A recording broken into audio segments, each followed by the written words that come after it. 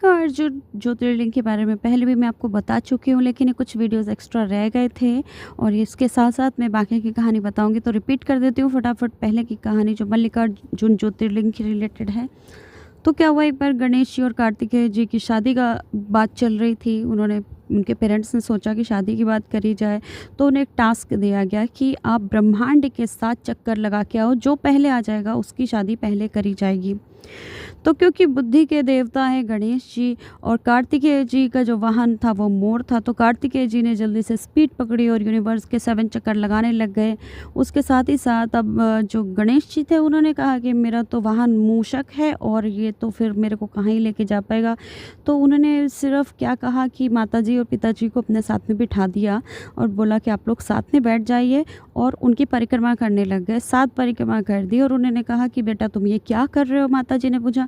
तो उन्होंने बोला कि माँ कि मेरे लिए तो जो विश्व है, जो सृष्टि है, वो आप दोनों ही हैं। मेरे परिवार, मेरे माता पिता ही सृष्टि हैं, पुराणों में ऐसा कहा गया है और वेदों में ऐसा कहा गया है, और इसलिए जो है मैंने तो अपना कार्य पूरा कर लिया।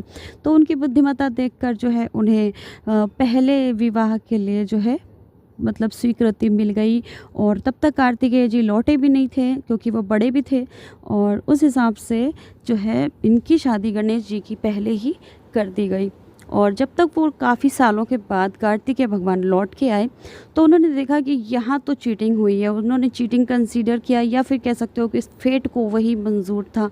तो उन्होंने क्या किया कि वो रुष्ट होकर क्रौंच पर्वत में चले गए, जो कि या तो उत्तराखंड में है, जो उत्तराखंड में है वो अलग क्रौंच पर्वत है, और कर्नाटक में जो है एक क्रौंच पर्वत जहाँ पे भगवान कार्तिकेय या मुरुगन ने जो है तारकासुर को हराया था, वो भी एक क्रौंच पर्वत है। तो या तो उसकी बात हो रही है, या तो फिर अभी इसमें जो इस प्रसंग में उत्तराखंड वाले की ही बात होती है। तो क्या हुआ कि शिव पार्वती भगवान दोनों, उनके माता पिता वहाँ उनके पीछे पीछे आ गए, उनका पूरा परिवार ही आ गया, मतलब कैलाश एक तरीके से शिफ्ट होने लग गया। तो वहाँ से हटकर फिर वो और साउथ चले गए श्रीशैलम में, जो कि आंध्र प्रदेश में पड़ता है, और वहाँ पे जाके कार्तिकेय जी अपना एकांतवास करने लगे। वो और भी साउथ जाना चाहते थे, पर देवताओं ने रोक लिया। देवताओं के वो सेनापति थे और देवता उनके बगैर युद्ध नहीं जीत पाते, तो इसलिए उनको जो है विनती किया कि आप यहीं तक ही रहें और इसके आगे साउथ ना जाएं। तो वो वहीं रहे, और साउथ में उन्होंने काफ़ी काम किया भगवान मुरुगन के नाम से, और उनकी स्टोरी हम कभी और जो है कवर अप करेंगे। तो यहाँ तक बात आ जाती है जो है कि श्रीशैलम में उन्होंने जब निवास करना शुरू करा, तो उसके बाद शिव पार्वती माता और गणेश जी भी आ गए यहीं के यहीं, वो सारे के सारे। तो साउथ का कैलाश बन गया श्रीशैलम में। और जो है मल्लिकार्जुन ज्योतिर्लिंग, जिसमें कि पार्वती माता और शिव जी का एक साथ निवास माना जाता है ज्योतिर्लिंग में, तो उन्होंने एक ल्यूमिनस स्ट्रक्चर टाइप का, जिसको कि ज्योतिर्लिंग कहते हैं, वो फॉर्म एक्वायर कर लिया। मल्लिका यानी कि जो जैस्मिन का जो पौधा होता है, और अर्जुन जो अर्जुन की छाल वाला जो पौधा होता है, वो वाला स्वरूप में इनको माना जाने लगा कि उस स्वरूप में फुल मून नाइट में पार्वती जी आएंगी, और अमावस्या के दिन जो है शिव जी आएंगे अपने पुत्र से कार्तिकेय से मिलने, क्योंकि कितने ही दिन पिता पुत्र से अलग रह सकता है, रुष्ट रह सकता है। तो ये बात हो गई यहाँ की। और उसके बाद जो है आप जानते ही होंगे या सुना होगा आपने कि भ्रमरंबा 52 शक्तिपीठ जो है, 51 है या 52 है, इसमें थोड़ा सा डिबेट है, क्योंकि काफ़ी सारे ऐसे शक्तिपीठ भी माने गए हैं जिनको कि वहाँ पे ऐसी मान्यता है कि कुछ सती माता के अंग गिरे ज़रूर थे, पर उनको सच पूरी तरीके से पूरा शक्तिपीठ नहीं माना गया, पूर्ण शक्तिपीठ नहीं माना गया। तो ये जो शक्तिपीठ है, यहाँ पे उनकी जो ग्रीवा गिरी थी, तो उस शक्तिपीठ का नाम हो गया भ्रमरंबा, भ्रमरंभा शायद होगा हिंदी में। तो भ्रमरंबा भ्रामरी देवी आपने नाम सुना होगा कि माता पार्वती ने, माता दुर्गा ने आप कह सकते हो, भ्रामरी देवी का भी अवतार लिया था। और ये कहानी मैंने इसीलिए कहना ज़्यादा उचित समझा इस वीडियो के साथ, क्योंकि मल्लिकार्जुन का आपको हर जगह पे मिल जाएगा, लेकिन जो ये भ्रामरी देवी का है, इनका जो देवी दुर्गा सप्तशती में जो पाठ आता है, उनको कहते हैं कि इनकी जो काया है बहुत ही विचित्र है। और इसके अलावा ज़्यादा कुछ सप्तशती में नहीं आता, क्योंकि मैंने सप्तशती काफ़ी बार पढ़ी हुई है।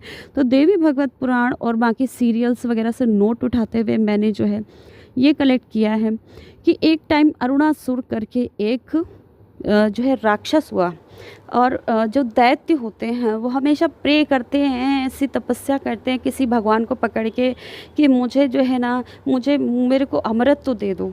ऑब्वियसली अमृत तो जो राक्षसी प्रवृत्ति के लोग हैं ना, वो अमृत तो चाहते हैं, और जो सत और रजस प्रवृत्ति के जो थोड़ा सा मिडिल और अच्छी प्रवृत्ति के हैं, उनकी जो प्रवृत्ति होती है वो इस जीवन के चक्र से छूटकर मोक्ष प्राप्त करने की होती है। जैसे मुझे भी कहा जाए कि तुम अमर, मैं किस लिए अमर होंगी, क्या देखने के लिए अमर होंगी, मुझे नहीं समझ में आ रहा, मैं तो अभी मुश्किल हो रही काटना। तो उस जब भी कोई राक्षस ऐसी तगड़ी तपस्या करता है ना, तो समझ लो कि कुछ दाल में काला होता है। और जैसे ही उसको तपस्या का फल मिलता है, तो इसने ब्रह्मा जी की तपस्या करी और ब्रह्मा जी से वरदान मांगा कि मुझे तो अमृत तो दे दो। तो पहली बात तो जो भी गॉड होते हैं, जो 3 गॉड होते हैं, उनकी तपस्या ही लोग करते हैं। तो ब्रह्मा जी ने कहा कि ऑफ कोर्स तुमको अमृत तो नहीं मिलेगा, लेकिन हाँ, कुछ कंडीशंस पे तुम कुछ और मांग सकते हो, मतलब इसी के इक्विवेलेंट हो जाए अमृत के। तो उसने कहा कि मुझे कोई 2 पैर वाला, कोई 4 पैर वाला नहीं मार सके, कोई स्त्री या पुरुष नहीं मार सके, क्योंकि अब माता जी काफ़ी सारे राक्षसों का संहार कर चुकी थी। तो ये प्रसिद्ध हो गया था कि हाँ, स्त्री शक्ति भी है और आदि पराशक्ति एक फेमिनिन एनर्जी है, शक्ति है, और वो भी संहार करती हैं। तो उसने बोला कि कोई स्त्री या पुरुष न मार सके, कोई देव न मार सके, किसी युद्ध में मुझे न मारा जा सके, किसी अस्त्र शस्त्र से मुझे न मारा जा सके। और भी बाकी की जो TNC होती है उसने अप्लाई कर दी, और ब्रह्मा जी ने तथास्तु करके चल दिए। वो हमेशा यही होता है, भगवान दे देते हैं और बाकी फिर उनको लूप होल्स तलाश तलाश के उसको मारना पड़ता है। तो फिर क्या हुआ कि पहले वो जो है सबसे पहले ब्रह्मा जी के पास गए। जब भी उस शक्ति मिलती है दैत्यों को, असुरों को, तो सबसे पहले क्या करते हैं कि वो इंद्र का जो है ना आसन छीनने का प्रयास करते हैं। इंद्र, वायु, अग्नि सबका जो है लेके बैठ जाते हैं, मतलब डिपार्टमेंट लेके छीन के बैठ जाते हैं। तो वो और दैत्य जो है पाताल लोक से चलते हुए, और इंद्र और उन सबको भगा चुके थे ऑलरेडी, क्योंकि ताकत मिल गई थी, कोई मार नहीं सकता था इनको। तो अपनी जगह से ही इनको जो है तड़ी पार कर दिया। और फिर उसके बाद जो है देवता यही करते हमेशा के, पहले भागते हैं विष्णु जी के पास, इस बार भागे वो ब्रह्मा जी के पास। ब्रह्मा जी उनको लेके गए विष्णु जी के पास। विष्णु जी ने कहा कि नहीं नहीं, ये मेरा भी काम नहीं होगा, क्योंकि वो भी त्रिकालदर्शी हैं, वो ओमनी प्रेजेंट हैं विष्णु जी। तो वो फिर कैलाश गए, क्योंकि कैलाश में भी जो है उसकी आफत आने ही वाली थी, क्योंकि उसने तय कर लिया था इसके बाद का अटैक मैं कैलाश में करूँगा। तो माता जी ने फिर ब्राह्मणी देवी का रूप जो है लिया।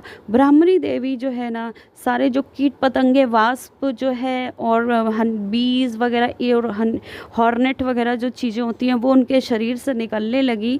और क्योंकि वो उन किसी भी कंडीशन को फुलफ़िल नहीं करती हैं, तो वो उसको मार सकती थी। तो सारी दैत्य की सेना का उनको संहार कर दिया इन कीट पतंगों ने माता जी के शरीर से निकलकर, और ये ब्राह्मणी देवी ही कहलाई। और बाद में उसका संहार कर दिया, माता जी की स्तुति हुई और माता जी बैक टू कैलाश। तो ये कहानी थी सिंपल सी ब्राह्मणी देवी माता की और मल्लिका अर्जुन ज्योतिर्लिंग की। हर हर महादेव, जय माता जी की।